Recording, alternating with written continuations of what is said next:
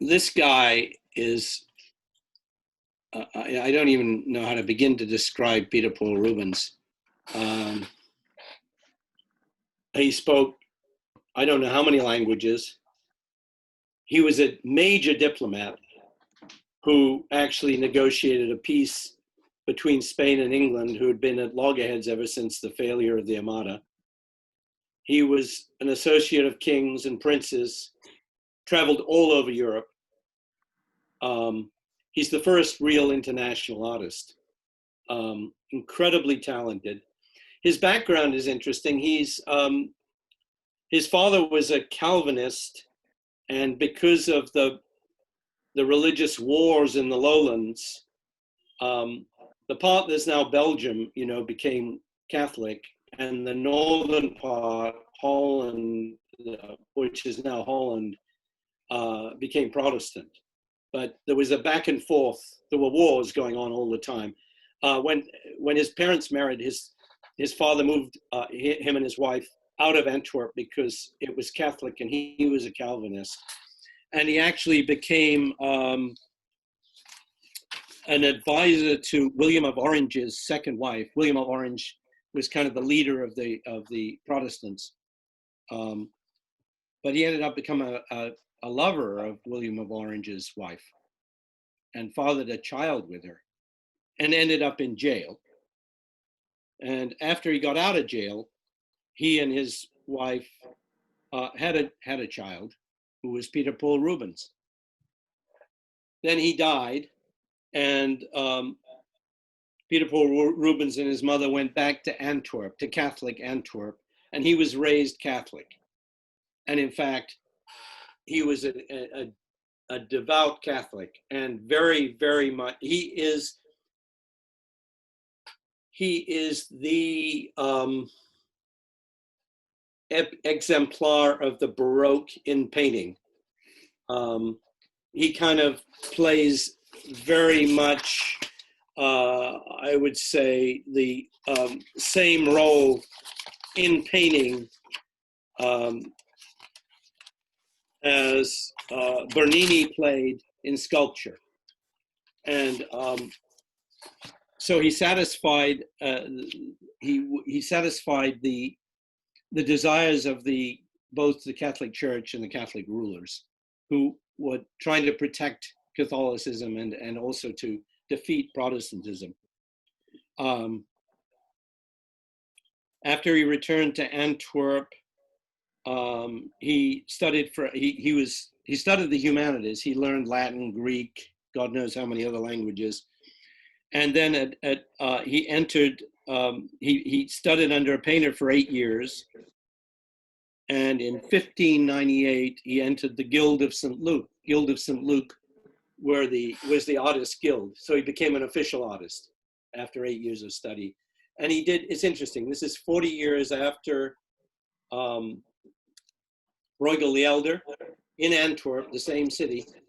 And he does exactly what Bruegel the Elder did after he joined the the Guild of St. Luke. He heads for Italy, and he goes first to Venice, where he's smitten by Tintoretto and Titian, goes on to Florence, and finally ends up in Rome, where he studies Leonardo, Michelangelo, Raphael, and he actually gains a patron in Italy, the Duke of Mantua, who finances him in Italy.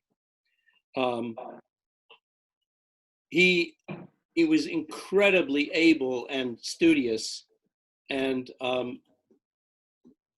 one of the things he did is he did incredible copies of all the artists he really admired.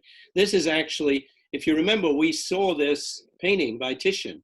This is Rubens' copy, which you can hardly tell from Titian's, except Rubens has this signature handling of flesh that's different. His figures have a fleshiness that's almost, it's almost too much. But otherwise it's very hard to tell from Titian. He was so capable. He also was, and I'm this was a painting. This is not a copy, though he did make a copy of it. This was a painting that was very influential. He was extremely impressed by Caravaggio, and he did an exact copy of this painting. But this is the original Caravaggio.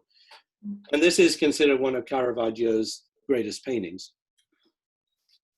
Having the background be black makes something so much more like intense. Is it as easy as that? That's part of it. Well, you have to know how to use chiaroscuro. It's what I was telling you in class in a primitive form. If you look, wherever possible, the brightest point is also close to the purest color. And what Caravaggio does, and what makes his work so extreme, is the way he just lets things disappear into that darkness. Like, there's a figure here that just disappears. Part of this figure disappears. Things pop out. And what pops out is what he wants to emphasize. So he's using it as an expressive tool. But getting back to Rubens, I just wanted to show you the things that really influenced him. He goes back to after traveling in Italy and in Spain, where he meets Velázquez, and they actually planned to go to Italy together, but that doesn't ever happen. He builds himself a huge mansion, which is also a studio, big enough to also accommodate many students and assistants. And he marries Isabella, let me see, I'm just losing her name here, just a second. Where's her name? Oh, I see, we're on the next page already. Isabella Brunt, who is a member of a very important family.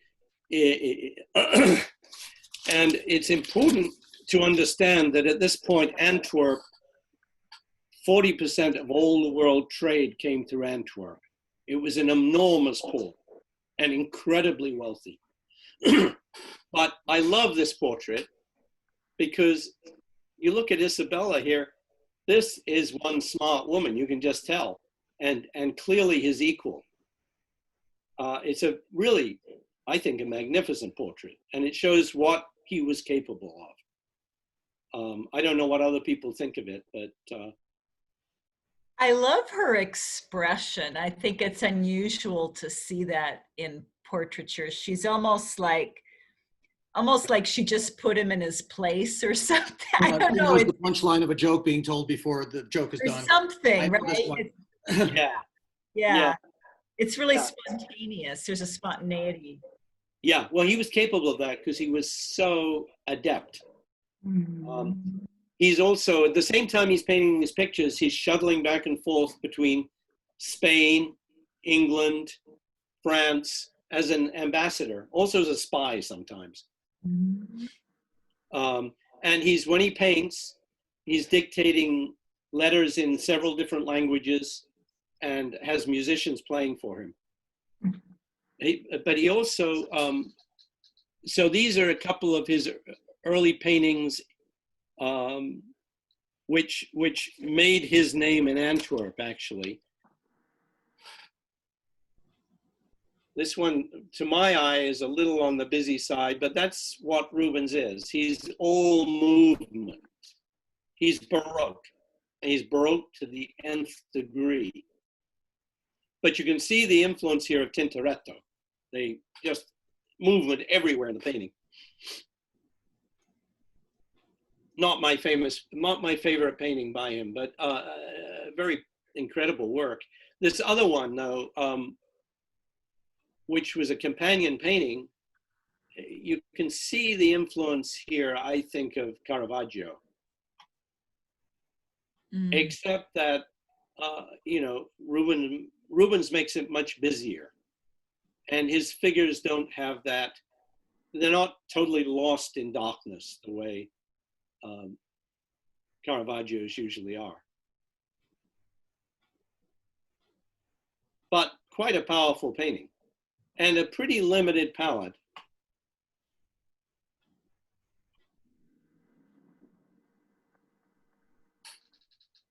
He also, he painted for kings and queens, and he was capable of doing these really quite outrageous paintings. This is the lion hunt, in which the lions seem to be getting the best of the hunters. They've already gored 3 people. Up here, Rubens was the one who did the copy of Leonardo's painting that was lost in the Palazzo Vecchio, if you remember, with the horses grappling and the warriors. Well, if you look up here, you can see a little bit of a reflection of that, of Leonardo's painting here, and the horses, the way the horses are painted. In fact, I think there's a lot of Leonardo in this painting.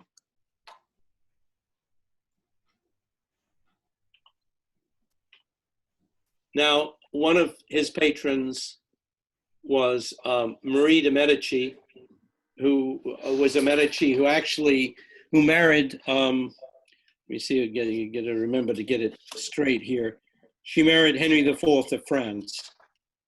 And after he died, she ruled the country for many years because the child was too small to actually be a ruler.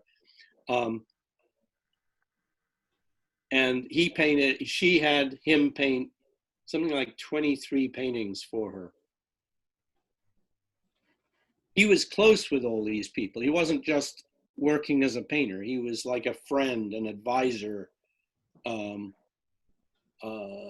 with incredible knowledge of what was going on throughout Europe. So this is Marie de Medici coming from Florence to marry Henry IV, disembarking at Marseille. It's not a Marseille that I've ever seen. And in the bottom, these cavorting figures, this here on the left is Neptune. And these are the daughters of the sea, of Nereus, the sea god. And they're celebrating her arrival. And here she is. And there's lots of symbols of France throughout it, because what she wanted was, at this point, she was the regent in charge of the country. And she wanted to have paintings that expressed her right to be there ruling France. She was somewhat resented. The French didn't really like having an Italian sovereign. But there's another thing in this painting. Look how he painted on a gray ground. And a lot of his paintings, you'll see a lot of very subtle colors against gray, in which he manages to create almost a sense of iridescence in the silk clothing here. In some paintings, he does it even more than this.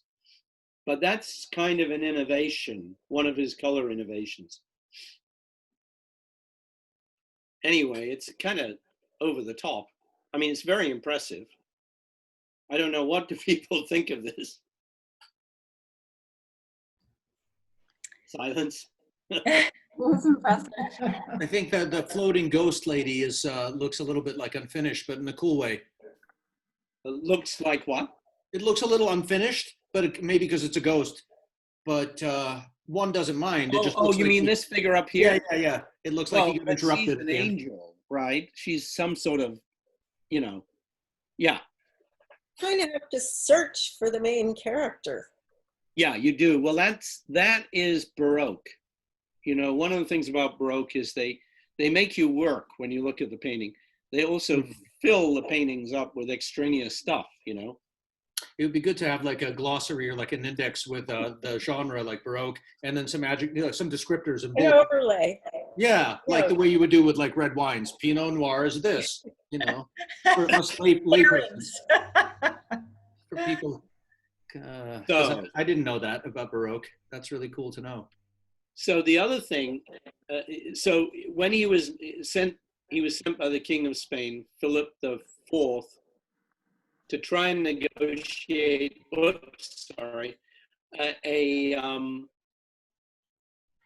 a peace between Spain and England, who were both sort of on both sides of the battles in the lowlands. And the King of Spain especially wanted there to be a peace so he could control the lowlands. And so Rubens spent quite a while in England with Charles I. And this painting was his way of persuading Charles I to opt for peace with Spain. It's called War and Peace. And in the foreground are these figures celebrating the fruits of peace. Okay? Behind them here, this is Athena fending off Ares, the god of war. And in the background are the clouds of war. So it's an enormous painting. And he didn't get paid for this. He gave it to Charles I. And it was that act which convinced Charles I to sign a peace treaty with Philip IV. So, you know, whatever one thinks of this guy who hung out with royalty and had a very excessive, his heart was in the right place, you know. He seems like he would have been actually a really interesting and fun person to know. Someone who was immensely successful his whole life. Let's see, now, his wife died, and 4 years after her death, he married her 16-year-old niece. Sorry for the Getty image thing in there, but this is his 16-year-old niece. And I think I will show you his portrait of his wife from many years before, because obviously he's referencing the earlier painting here. A lot of the gesture is the same. The nose. Say that again. The nose is the same.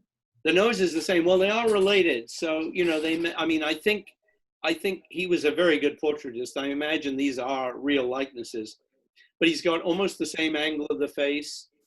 He's got them looking at him in a very intimate way. But whereas Isabella looked like she was ready to take him on,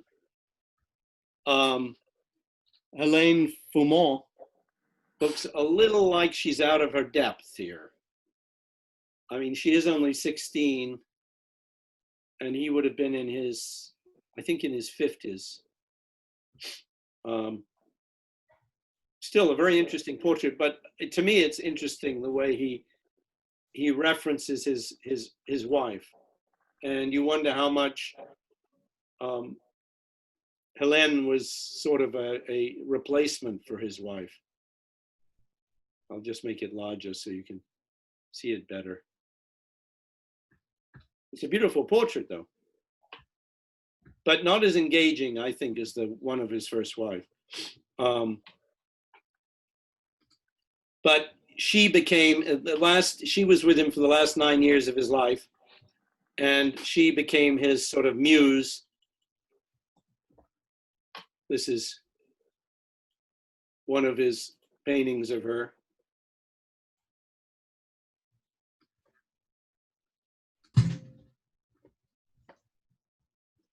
And she's in the Judgment of Venus. She's here in the Judgment of Venus. She appears in all his paintings after this.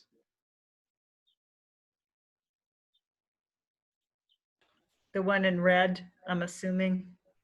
Wait a minute, I'm sorry, let's go back. Well, yeah, no, actually, you know, I know she's in this painting. I think she probably is this one, yeah. In the next painting I'll show you, this is an outrageous painting, which I really don't like, but it's interesting.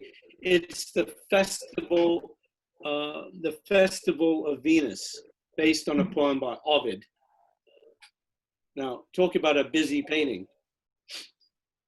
But this on the left, playing with the satyr here, is his wife.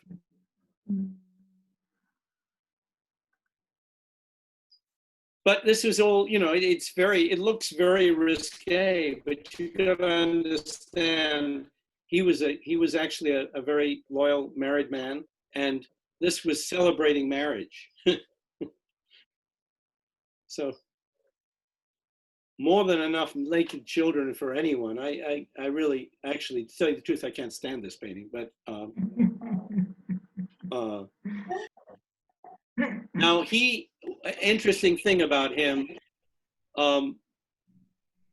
he was very good friends with Jan, a second, with Jan Bruegel, the son of Peter Bruegel. And he did a portrait of Jan Bruegel's family, which I think is a very nice portrait. And it's kind of a relief after some of these Baroque exercises to see something quiet like this and meditative. But Jan is painted very sympathetically here, I think. They were very good friends. Jan was known for his flower paintings. And Rubens, who had a huge studio and produced enormous amounts of work and had people doing dozens of copies of all his paintings, if he needed flowers in a painting, Jan produced them. And there was another painter who was really good at animals, who painted most of his animals in his paintings. I mean, Rubens had kind of a factory going, but this is a painting that they did together, and Jan did all the flowers.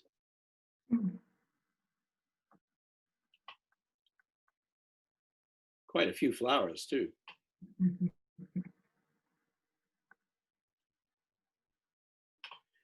So it's dark gray sorry, Anthony, the background, I was trying to, sometimes it's hard to see what the color is. Is it like a dark gray or violet, or? You know, I mean, when it comes to these lowland paintings, I haven't seen a lot of them. Rubens, though, uses a lot of grays and warm and cool grays. And I would say that everything has a little bit of color in it. This might be close to a black here, but this is definitely grays in here and around the outside of the painting. He's setting things off mostly against the dark gray. Mm-hmm. And it's interesting how, to keep the color tight in the painting, Jan Bruegel has not put any greens in his foliage.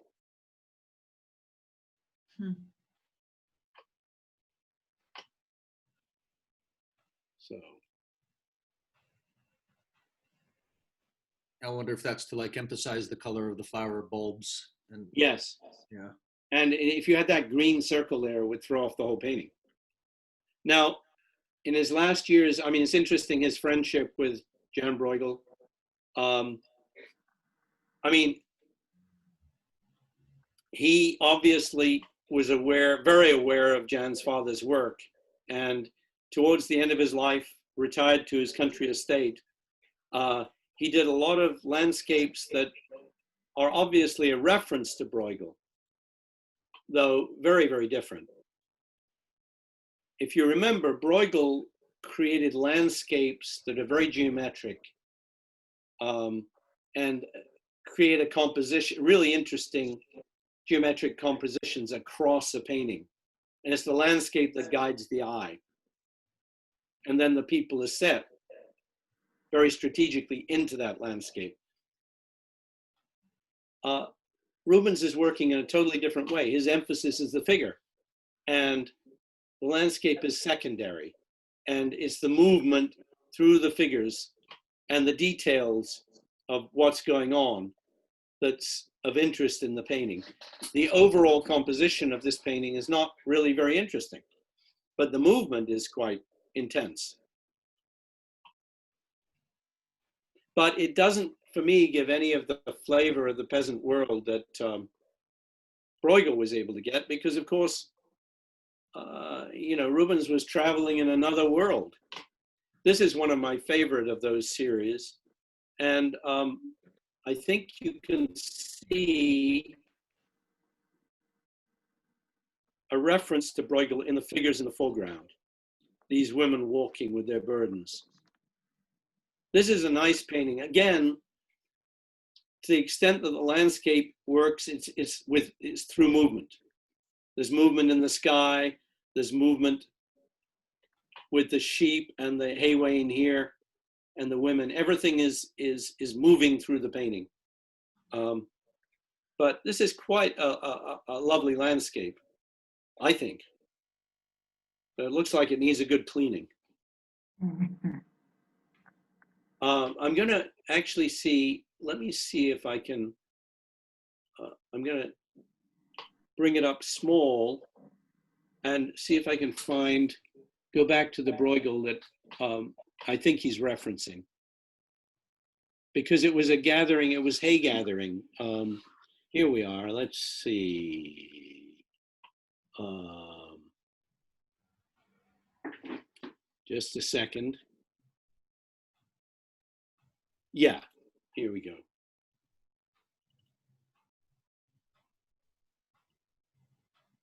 He's done them, he's got them in another direction, but if you look at these women here, and you look at the women here, especially these women with the baskets on their heads, you can, and being in the foreground with the hay being gathered in the background, you can see a reference to, in Rubens to Bruegel, but a utterly different style. I mean, personally, well, I'm sure you know this, I much prefer Bruegel. But this is a lovely painting. So that's all we're going to do with Rubens. We're going to go on for it very briefly here, to a painter who is his sort of opposite, who's also in Antwerp, and who never left Antwerp, and was really, you know, in every way, kind of a stick in the mud. In fact, Antwerp is only maybe 50, 60 miles from Amsterdam, but if patrons, all he did was portraits. If a patron said, please come to Amsterdam to paint me, I'll give you a lot of money, he wouldn't go. He said, if you want to be painted by me, you come to Haarlem and you pose for me here in Antwerp. He wouldn't leave. And interestingly, and he also hung out with ordinary people. He was he seems like in some ways a very modest person. After his first wife died quite young, he married the daughter of a fishmonger and had 8 children with her and was very happy with her. And here he is, one of many self-portraits. Now, talk about a limited palette.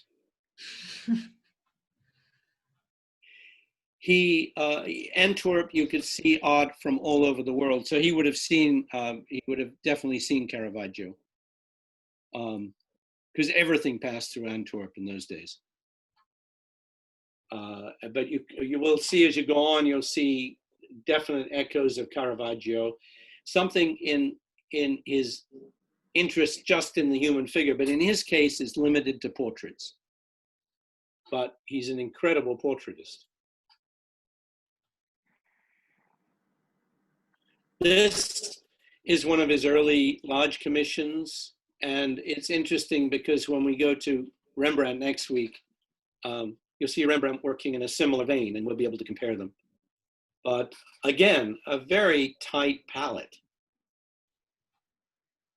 and a very natural treatment of the figures, and extremely free brushwork, especially in the flesh, in the faces, the hands. Van Gogh loved him for this reason. I don't know if you got that far, Julie, but he wrote to his brother that, you know, it was so refreshing to see Frans Hals because he didn't polish everything. He didn't smooth everything out. He left those spontaneous brushstrokes. This is known as the Laughing Gypsy Girl. And lovely painting, I think.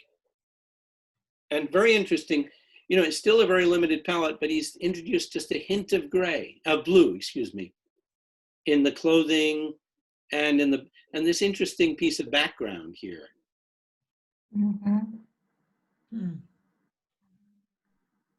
That diagonal, which works against her gaze, which is down this way, is very interesting. But look at the spontaneity of the brushwork here. How obviously, I mean, I don't know how fast he works, but it gives the impression of speed and of just being done once. He probably did a very simple grisette underneath, and then he just worked spontaneously on top.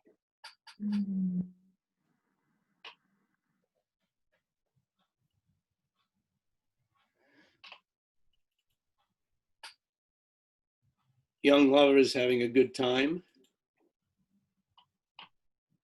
And again, some incredibly spontaneous brushwork. This hand is almost crude here, but it works.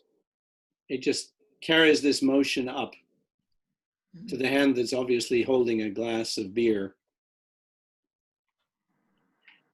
It's odd. It's an odd painting because this gentleman also has his hand underneath the chin of the dog here. He's got the booze and the dog, and she's holding on to him. It's kind of an interesting painting. It's also interesting, unusual for him, because there is an interior, very faint, behind them, with a fireplace, and it's probably a tavern, and the tavern keeper is here. And look how he's using the grays. Most of the painting is gray and black. I love that warm gray. Isn't it lovely? Beautiful. Yeah. How would you get a warm gray? I mean, you can make a neutral gray and then just add a little bit of red or brown to it. You know, just a little bit. I mean, the colors he's already using, the dominant colors, you know. He's got the warm gray, but then he's got these highlights that are either a slightly cool gray. Well, not cool, but different. He's probably using the ochre, a touch of ochre in the grays and the lights. But everything flows in his painting because everything has been painted wet on wet. He doesn't repaint his faces. They're done in one shot. And that just takes lots and lots of practice.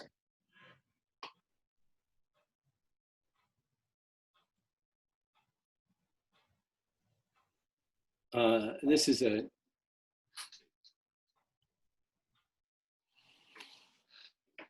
is actually a lovely painting, and it's where the reds actually take over most of the painting. Various reds with a little bit of, well, I don't even know if there's any ochre there. That's really a painting in red, white, and black. These colors here are not blue or green. That's gray, seen in a warm field. It looks green.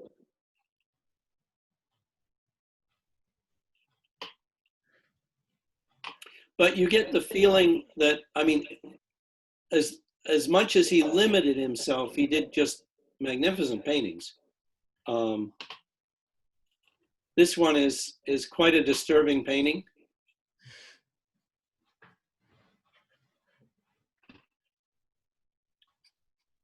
He had a son who was committed to an asylum. This lady is one of the members of the asylum. I mean, one of the people in the asylum, let's put it that way. She's, the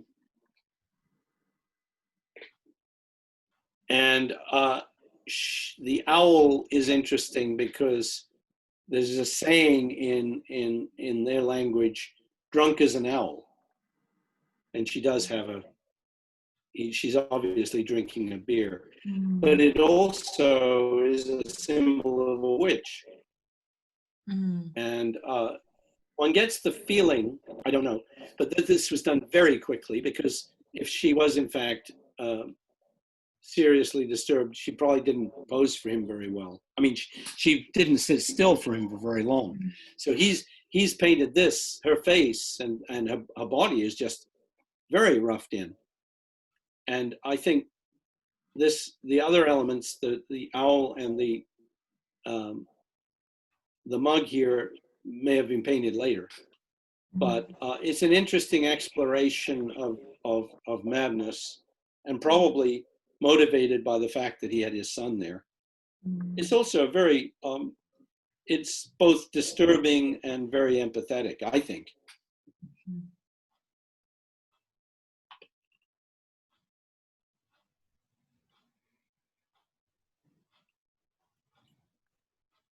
A very interesting color in this painting.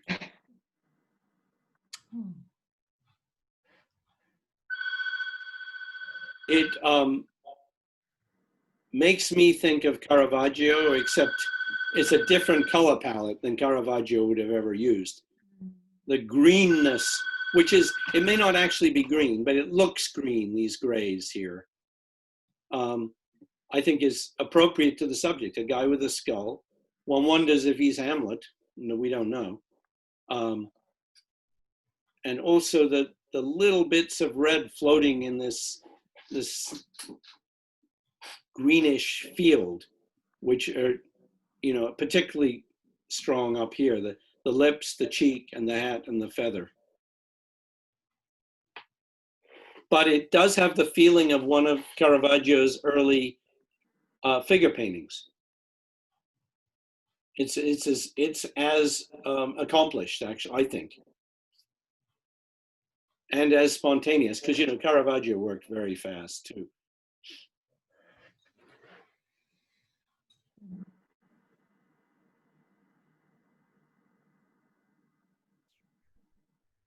And finally, not his best portrait, but interesting, because this was one of the greatest philosophers of the period. And it looks to me like it's very rushed. René Descartes, I think, therefore I am. And it's the main way we know him. This has been copied many times in much more polished forms by other artists. But I mean, it clearly looks like they were maybe hanging out, and he did this in, probably an hour or so. So the sad thing about Frans Hals is he lived a long life and he went out of fashion. In those days in Holland, well, there were all these wars, everything was changing all the time. There was huge amount of money, which meant fashion was very important. People went in and out of fashion. It would happen to Rembrandt. So Frans Hals died a pauper. He had everything taken away from him in his last years. But a very interesting painter. I'd be interested in what you think of the contrast of these two painters, Rubens and who you prefer. I prefer Hals by a long shot. I don't necessarily even like Rubens that much. Well, Rubens is the wealth, the power that exudes from Rubens' work to me, is a little disturbing. At the same time that I am blown away by his ability and occasionally blown away by his portraits or his skill in a particular painting. But I'm a similar mind to you. I like the honesty, the simplicity, and the freshness of Frans Hals. Yeah. I guess I'm not sort of moved by much of this stuff that comes before. I mean, I guess with Bruegel, with some of them, just the composition, I don't know. Someone like Rubens, I'm impressed by the technique, but there's nothing about it that moves me. Whereas with Hals, most of it to me is just fabulously gorgeous. Yeah. Yeah. Well, Rubens is out to impress. it's almost, you know, it's almost it's almost like Hollywood, you know. He's out to win you with these grand gestures, you know. Frans Hals isn't into that at all. And I'm really fascinated by the palette is so limited, and they're different palettes, different limited palettes. Like yeah, he's not just repeating himself. Right, Yeah, right. It's really creative. in that sense, he takes something further in that that kind of painting than Caravaggio does, who sticks to, you know, whose palette remains pretty much the same. It's the drama that he creates. But Frans Hals isn't really into drama. He's into intimate moments and using the color to really convey those intimate moments. Yeah, but I think it's fun to contrast painters like this, I think. So next time we're gonna do, and at the same time that I start experimenting with what I was talking about on my own, doing demonstrations. Next time we're gonna cover Vermeer and Rembrandt. So this was actually a logical foundation for that. And you're going to see reflections of both these artists in Vermeer and Rembrandt. But because now, you know, Italy is no longer, Italy, when the Baroque period arrives, Italy fades out of the picture. Both because trade is no longer limited, it's coming from the east through the Mediterranean. It's coming from the Atlantic in these voyages to here and the New World, through Antwerp at this point, and later through Amsterdam. So, and you know, generally speaking, where capital is where the most creative art is happening, because you need that excess of capital to get, for artists to be able to survive. So Italy actually becomes a backwater slowly. It's kind of sad. And it won't come back again till the 1800s, actually, into the modern world. The other thing I would like, you know, if we're going to occasionally do a subject together, I'd love suggestions from you. You don't have to make any suggestions now, but you might think about it. You might email me, okay, and I will. I'll think about it too. So, have a good week. You too. You Hey, too. Anthony, see you next week. Thank